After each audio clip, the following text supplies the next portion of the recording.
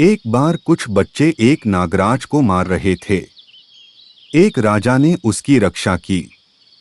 राजा पर प्रसन्न हो नागराज ने उस राजा को जानवरों की भाषा समझने और बोलने का वर प्रदान किया था, किंतु उसे यह चेतावनी भी दी थी कि यदि वह उस बात की चर्चा यदि कभी भी किसी से करेगा तो उसके प्राण चले जाएंगे।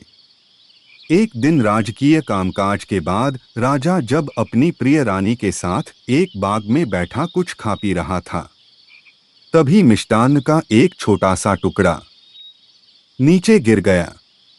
थोड़ी देर में वहां एक चींटी पहुंची और उस टुकड़े को देख खुशी से चिल्ला उठी, अरे वाह! इतना बड़ा मिष्टान्न जो एक पूरी बैल गाड़ी में भी नहीं समा सकता। फिर वह उस टुकड़े को उठा ले जाने की चेष्टा करने लगी। चींटी की बात सुन राजा को हंसी आ गई और वह साथ उसी उद्यान में जा रहा था तो उसे मार्ग में एक गधा और एक बकरी बातचीत करते दिखे।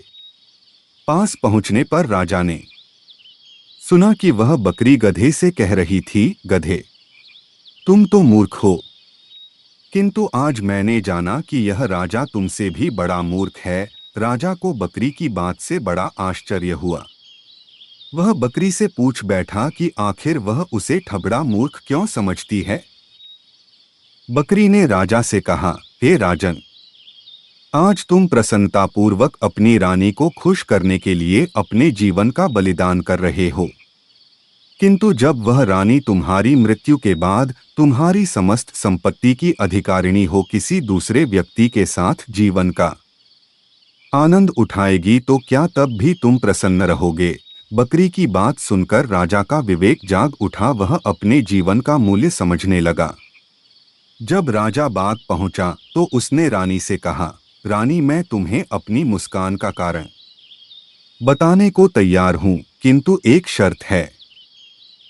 तुम्हें 100 कोड़े खाने पड़ेंगे, क्योंकि भेद बताने पर मेरे तो प्राण तत्काल निकलेंगे। रानी ने समझा राजा तो उसे बहुत प्यार करता था, उस पर झूठ मूठ में कोड़े बरसाए जाएंगे। अत वह कोड़े खाने को तैयार हो गई। तब राजा ने अपने एक सिपाही से पूरी शक्ति के साथ रानी पर कोड़े बरसाने को कहा। सिपाही ने तब रानी पर पूरी शक्ति से कोड़े बरसाए। जैसे ही कोड़े वाले ने रानी को डोट एक कोड़ा मारा, वह चीख उठी, बहुत दर्द होता है, मुझे कोड़े से नहीं मारो, मुझे राजा के मुस्कान का रहस्य भी नहीं जानना है।